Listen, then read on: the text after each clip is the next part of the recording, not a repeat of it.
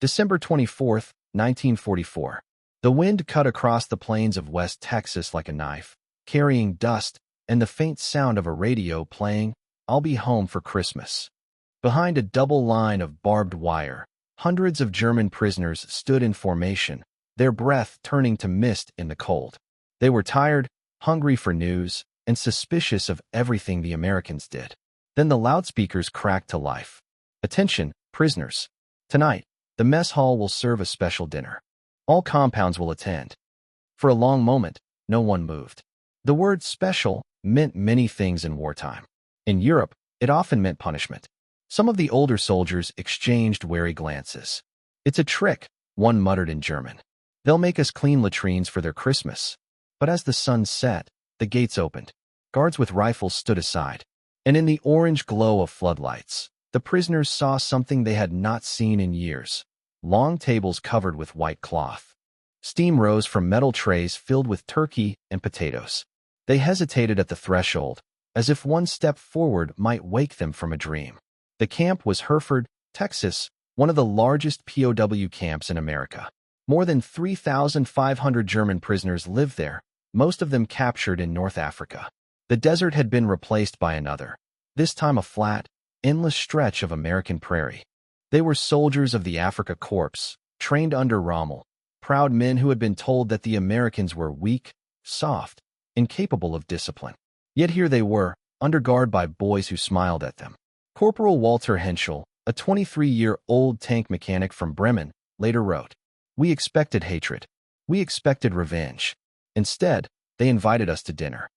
When the prisoners entered the mess hall, the smell alone stunned them.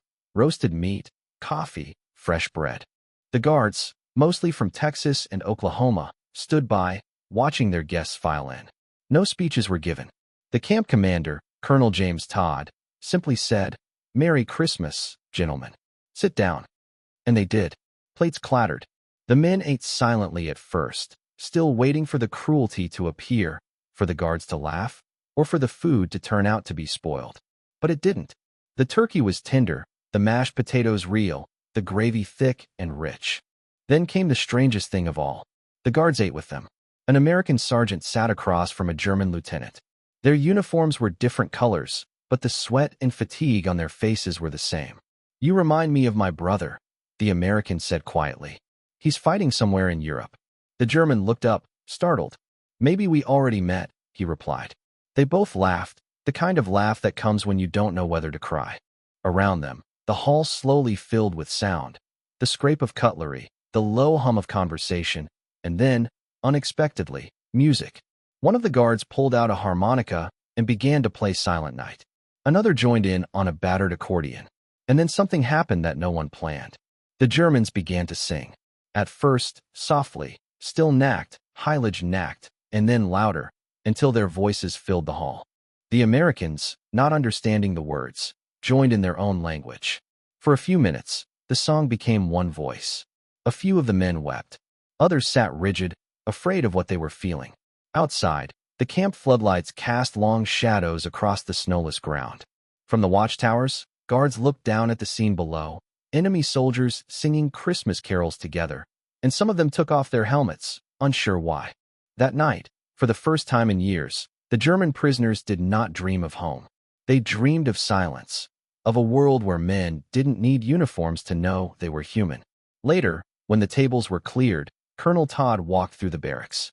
The men stood and saluted him, not out of duty, but respect.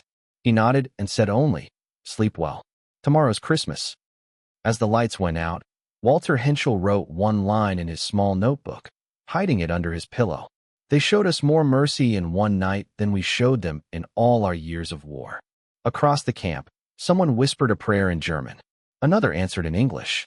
Outside, the wind carried the faint echo of Silent Night across the wire, across the desert, and into the darkness that had swallowed the world for too long.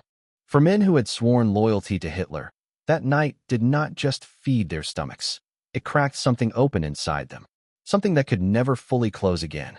And before dawn, long before the sun rose over the Texas horizon, the guards unlocked the gates once more. But this time, what waited on the other side was not punishment. It was forgiveness in a language they didn't yet understand.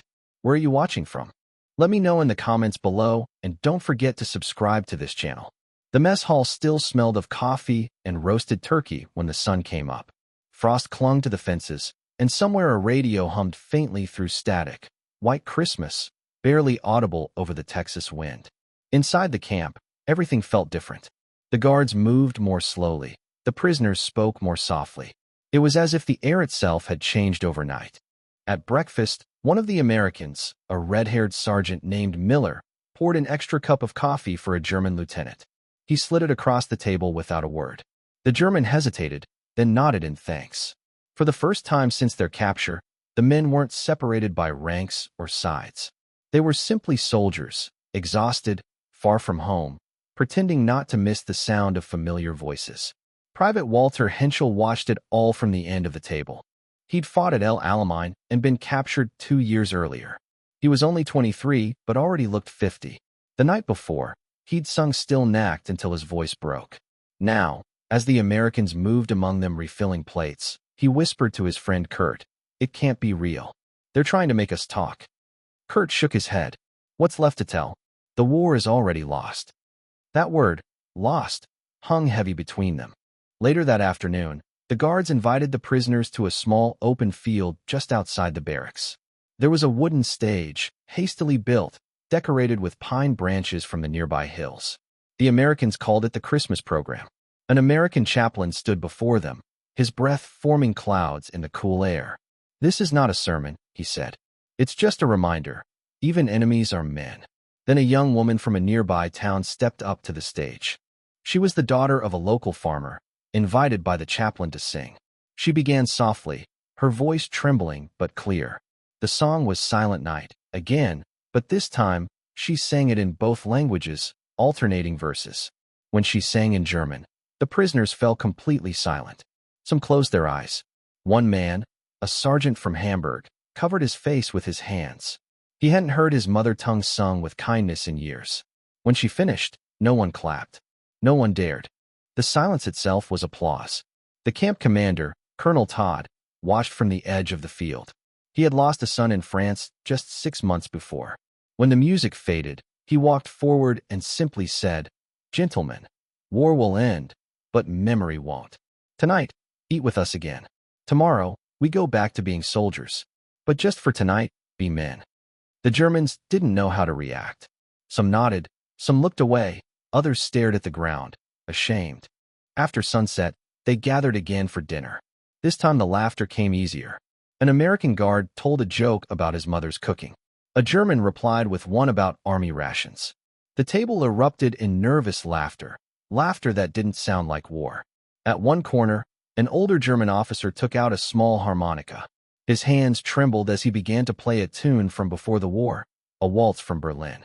A few of the guards recognized it from old records. Within minutes, 2 young Americans began tapping their boots to the rhythm. The officer smiled, tears glinting in his eyes. He said quietly, "Before the war, I played this for my wife." The guard beside him murmured, "She'd want you to play it again." The officer nodded and kept playing. Around them, a strange peace settled, fragile, tentative, but real. The barbed wire still stood. The rifles still leaned against the walls. But in that moment, they were useless things, relics from a world that didn't exist inside that hall. By 10 p.m., the music faded. The prisoners returned to their barracks, whispering in the dark. Some said the Americans were soft. Others said they were clever, that maybe it was propaganda. But for a few, like Henschel, it was something else entirely. He lay awake staring at the ceiling, hearing the faint echo of the harmonica. He remembered the faces of the men who'd died beside him in North Africa, sunburned, starved, convinced they were fighting for honor. Now he wasn't so sure what honor meant. Before sleep took him, he whispered into the darkness, "If they can forgive us, what are we still fighting for?" The wind howled across the fences. Somewhere, the radio crackled back to life. Peace on earth, goodwill toward men. And in that moment, for the first time since he'd put on a uniform, Walter Henschel felt the words might actually mean something.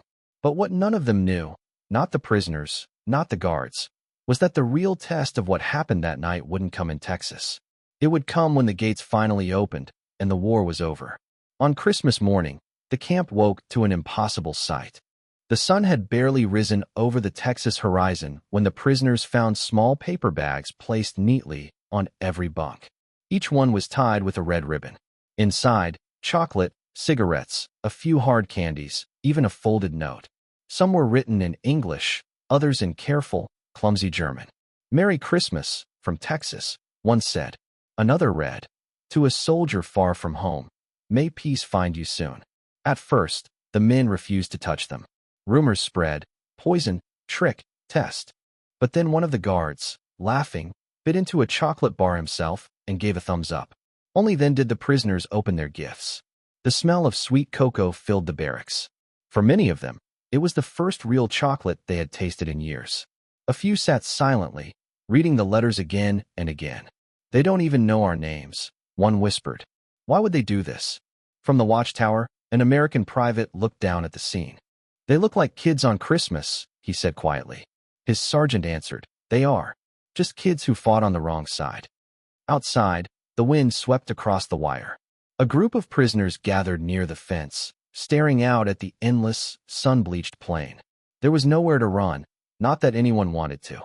One of them, a Luftwaffe pilot named Joseph Becker, leaned on the post and murmured to himself, "If this is how the enemy treats us, then what were we fighting for?"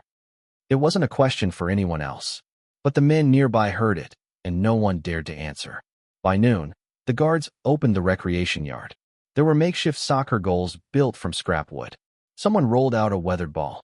For a moment, the prisoners froze, uncertain if it was a trick. But then an American yelled, "Germany versus Texas," and kicked the ball toward them. The first few minutes were awkward, almost surreal. Soldiers who tried to kill each other months earlier now stumbled and laughed on the same field. Then the rhythm came, the sound of boots hitting the dirt, men shouting in two languages, cheers from the fences. A guard's voice rang out. "You call that football?" A German replied, "It's football, not soccer." The laughter that followed broke something invisible. The match lasted until the ball split open and the air hissed out, ending the game like a sigh. Everyone stood catching their breath, grinning through the dust. That evening, the camp chaplain visited the barracks again. He spoke briefly, in simple English that most could understand. "This war will end soon," he said. "When it does, remember how today felt. Remember that peace is built by men, not governments." After he left, silence filled the room. The words lingered, heavy and real. Henschel sat on his bunk, holding the note from the morning in his hand. It was signed by a woman named Eleanor, written in delicate cursive. "I pray my sons come home safe, and that you do too." He stared at it for a long time. It wasn't just kindness. It was forgiveness wrapped in paper and ink. That night, while the others slept, he began writing a letter he would never send. "To whoever gave me chocolate this morning. You did something the Führer never could. You made me believe the war might end before it kills us all." When he finished, he tucked it into the pages of his journal. The generator lights dimmed one by one, leaving the barracks in half-darkness. Outside, a guard hummed the same song they'd sung the night before. For the first time in years, the German prisoners didn't dream of bombs or commands. They dreamed of tables, laughter, and the sound of a harmonica playing still-nacked under the desert stars. But for Henschel, peace would not come so easily. As he drifted to sleep, a single thought wouldn't leave his mind. What happens to men who remember kindness when they return to a country that has forgotten it? The wind outside pressed against the walls, whispering through the cracks like a warning, a reminder that the war beyond the fences was still burning. And soon, those who had tasted humanity here would have to face the world that had none.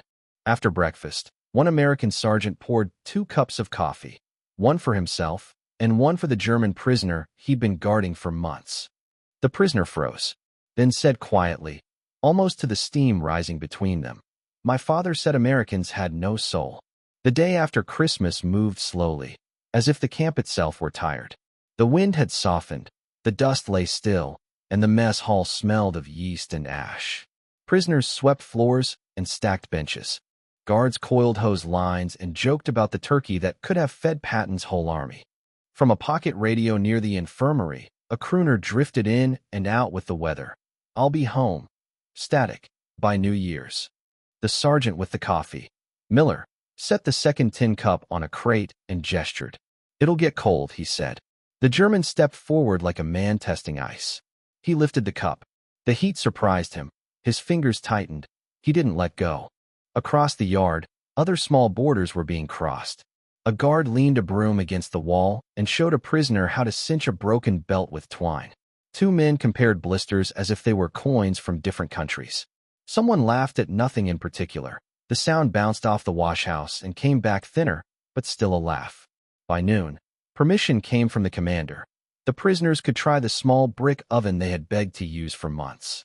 Flour had been scrounged from army rations, a careful ledger entry already made for the quartermaster. For Germans, men who had kneaded dough in quieter lives, built a fire, waited for stone to turn hot, and began to work. Salt on the wrist, water by the handful, palms pushing forward, folding back. A rhythm older than uniforms. When the first loaves came out, the crust blistered and sang. They cracked them open with a table knife. The smell rolled through the yard. Warm, wet, clean. A guard whistled. An orderly put down his mop. Men who had not tasted fresh bread since Africa stood in a rough circle and simply breathed. Miller took a heel, bit, then grinned. "That tastes like my grandmother's kitchen," he said. The German beside him, thin, high-cheeked, officer's shoulders despite the fatigue, nodded once. "Mine too," he said. "Before the uniforms." His name was Friedrich. He had been a schoolteacher near Kassel, then a lieutenant, then a prisoner. He kept his hair parted even now, a small insistence on order. When he spoke English, the consonants landed like pebbles. Over the next hour, he and Miller carried pans together, burned their knuckles together, and began, carefully, awkwardly, to speak. "You have children?" Friedrich asked, eyes on the bread rack. Miller hesitated, then reached into his pocket and unfolded a worn photograph. Two boys, both with the same urgent ears, a dog that refused to sit still. A woman squinting against sunlight. Friedrich looked for a long time. "I told my students," he said, "a photograph is proof that time was real. But it lies too. It doesn't show the wind or the smell." He handed it back. "What do they smell like?" "Soap and grass," Miller said. "And sometimes bacon." Friedrich smiled, touched the edge of the bench as if the wood might remember the moment. "My father said Americans have no soul," he murmured. Today he would be confused. Near the gate, a corporal pinned a notice to the board. Work details suspended for the afternoon. The chapel tent open for anyone who wished to sit somewhere quiet. A chaplain's note below, no sermons. Just chairs. In that quiet, the lines softened further. A young prisoner fixed the hinge on a guardroom door without being asked. A Texan private showed a Luftwaffe mechanic the easiest way to clean grit from a rifle's rear sight. "You won't let me keep it," the German said, amused. "No," the private said, "but you'll do it faster when you go home." Later, an orderly carried a bundle of letters through the yard, misdelivered from town. Christmas cards addressed to the camp by families who wanted their boys' enemies to know that the world still made room for mercy. One envelope had a pressed sprig of juniper taped inside. It gave the paper a forest smell that did not belong to Texas at all. Near the oven, Miller's coffee had cooled. He and Friedrich stood shoulder to shoulder, the way men do when sitting face to face would be too much. The conversation folded in on itself, then opened again. "What did Christmas mean to you before?" Miller asked. "Silence," Friedrich said. "And hope." He lifted his chin toward the wire. "This year we were given both." Out of habit, the camp wrote itself down. A guard in the tower made a log entry that afternoon. His pencil was blunt, the block letters neat. Morale excellent on both sides. Prisoners cooperative. No incidents. A different record, one that would survive in a box, then a microfilm spool, preserved a line from a letter by Sergeant William Henley at Camp Swift, Texas, the same winter. "They stopped calling us enemy that day. They called us men." The sentence traveled through the army mail like a small lamp. By late day, the oven was dark again. Men licked flour from their fingertips. A soccer ball thudded twice against the laundry shed and was shushed by a cook with a ladle. Shadows stretched long as fence wire. Miller dug in his pocket for a cigarette, then didn't light it. "That Christmas," Friedrich said, more to the air than to anyone, "did more to end my war than any surrender document." He meant it as a confession. He did not expect an answer. The answer came anyway, not as words, but as a pause, the kind you don't interrupt because you might scare it away. Kindness did not make them brothers. It did not erase dead men's names, but it disturbed the tidy boxes that kept the world simple, us and them, right and wrong, victory and defeat. It asked a harder thing. What if the measure of a country is how it treats the powerless? What if the measure of a man is whether he can accept that treatment without breaking apart? That question frightened some more than barbed wire ever had. A few prisoners kept to themselves, angry at the softness accumulating in their chests like a forbidden luxury. One spat in the dust after tasting the bread, as if cleansing his mouth of gratitude. Another folded the juniper sprig back into its envelope and hid it under a mattress, a contraband hope. Dusk brought a last small moment. As the men lined up for head count, a gust lifted the notice board and tore the chaplain's note free. The paper skated across the yard. Friedrich caught it, smoothed the crease, and tacked it back with his thumbnail. No sermons, just chairs. That night the camp sank into a gentler dark. The generator coughed, held, then settled. From Baroque 12 came a half-remembered melody, a Berlin waltz played softly enough not to bother the guards. In the corridor, Miller paused by the door and listened until the tune found its ending. He didn't know that in a week a train would arrive from the east, steel cold to the touch, bringing men from the Ardennes with winter still locked in their eyes. He didn't know they would look at loaves and laughter and call it treason. He didn't know they would test every fragile bridge that had been built these 2 days with a single word, coward, and see who staggered. In the ledger, the day closed cleanly. No escapes, no fights, bread accounted for, flour debited. On the inside of a tin cup, a thumbprint of cooled coffee left a dark crescent like an eclipse. For now, the wire hummed in the wind, and the camp slept. But mercy, once given, does not stay where it is put. It travels, through pockets, through songs, through photographs of boys with urgent ears, and meets the next thing coming down the track. And the next thing was already whistling in the distance. 1 week later, the trains arrived again, this time from the Ardennes. The war in Europe was twisting toward its end, but the men who stepped from the cars didn't look like survivors. They looked like ghosts wearing uniforms. Faces hollow, eyes like glass. The guards led them through the gates of the Texas camp, and silence followed them like a shadow. They saw the others, their fellow Germans, playing soccer with Americans, laughing, baking bread. One of the new arrivals spat in the dust. "They've gone soft," he said. Another added, "They've forgotten who they are." The air thickened, the fences felt closer. That night, a fight broke out in Baroque 8. A man called Becker, one of the old prisoners, had been singing an English song he'd learned from a guard. A new soldier struck him across the face. "Traitor," he hissed. Becker didn't fight back. He just said, quietly, "I'm done with hating people I've never met." The words hung in the dark like gunpowder smoke. In the morning, the barracks divided, the soldiers and the men. Some still saluted the old cause. Others just wanted to sleep without orders. Friedrich stood between them, no longer sure which side he belonged to. The Americans noticed the tension but didn't interfere. One guard said, "You can lock up a man's body, not his war." The chaplain tried to mediate, reading from a torn Bible. "Blessed are the peacemakers." No one replied. The new prisoners carried the Ardennes with them, the hunger, the cold, the memory of retreat. They whispered that Germany would rise again. Friedrich listened and felt only exhaustion. "Rise to what?" he asked. "To starve again?" That evening, he found Becker by the fence, holding a crust of bread. "They hate us now," Becker said. "Because we stopped hating." Friedrich nodded. Maybe that's the beginning of freedom. Inside the mess hall, the Americans served stew and cornbread. The old prisoners came, but the new ones refused, eating apart, silent, proud. Miller, the guard, tried a small gesture. He sent a pot of coffee across the yard. It came back untouched. Days passed, and the rift deepened. Men stopped singing. The soccer field lay empty. At night, the newcomers whispered about escape, not because they believed in victory, but because they couldn't stand the shame of seeing compassion win. Friedrich kept a notebook hidden in his mattress.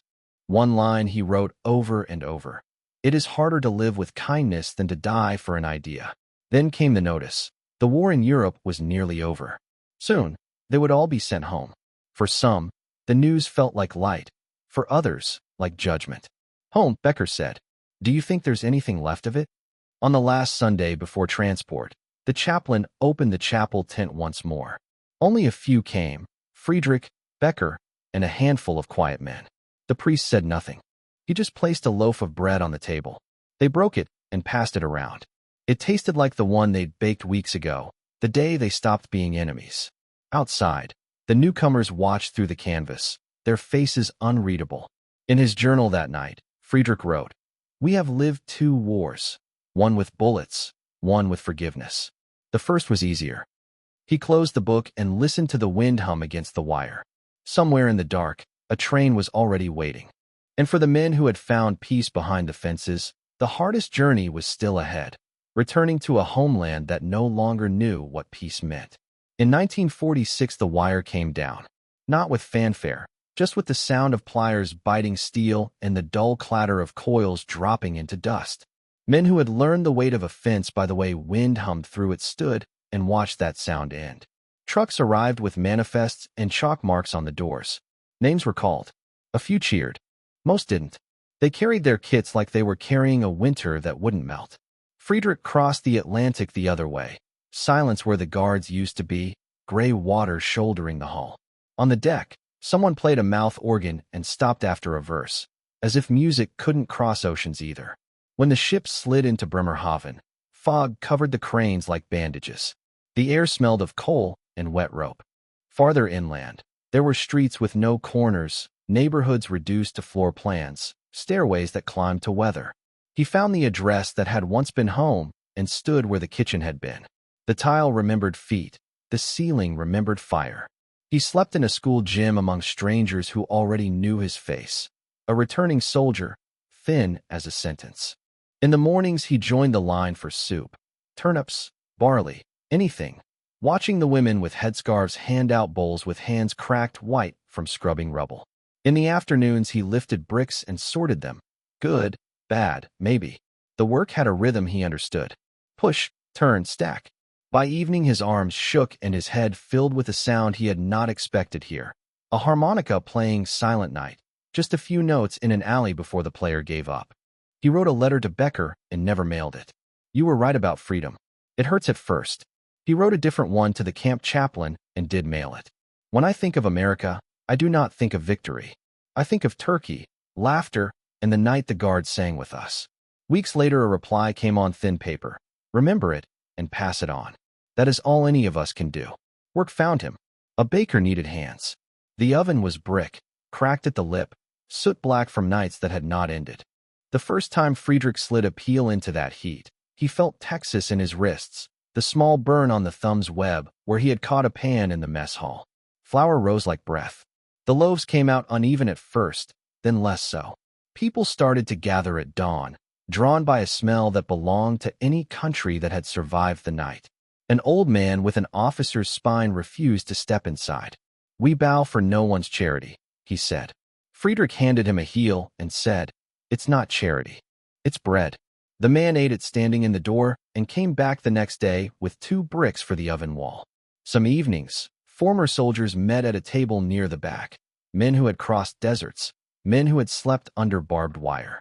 They talked about roofs and ration cards, about roofs again. One night a younger man called the Christmas in Texas a weakness. They softened you, he said. Friedrich shook his head. No, they showed me what winning looks like when the shooting stops. No one answered, but no one left. Years passed with the patient speed of rebuilding. The city learned its corners again. Windows appeared where there had been sky. In a drawer behind the counter, Friedrich kept a small envelope with a sprig of juniper, pressed flat and dark, still faintly fragrant. Sometimes he opened it for the smell alone, and the bakery seemed to warm by a degree. On the 10th winter after the wire came down, a package arrived with American stamps and a note from a man named Miller who now sold hardware in a town with trees that smelled of rain and sap. The box held a photograph, 2 boys, grown, a woman, smiling, a dog finally sitting still. On the back, Peace on Earth, from Texas. Friedrich pinned it to the wall where the dough was kneaded. Customers asked about the strangers. He said, friends, and meant it. He never learned what became of every man from the yard or the tower. Some had joined a new uniform. Some had sailed away. Some had folded into the crowd that lifts, turns, and stacks until a city holds. But he knew this. On nights when the cold returned like a memory, men still found their way to the bakery and stood under the lamp with cups in both hands, steam making halos, voices low but not afraid. Once, near closing, a young woman came in with a letter from her father. He had been a prisoner in America and had spoken of a loaf he ate there that tasted like the one he ate now. She read aloud. They won not because they killed better, but because they stayed human. The clock on the wall ticked like a whisper agreeing. When Friedrich locked the door that night, snow had begun to fall, soft, undecorated, the kind that makes ruins look like foundations. He stood a moment on the step, palms still warm from the oven, and listened to the city breathe. War had broken men. Kindness, small, ordinary, stubborn, had given them reasons to stand up again. And in a camp in Texas, on a winter night that smelled of coffee and bread, the rebuilding had already begun.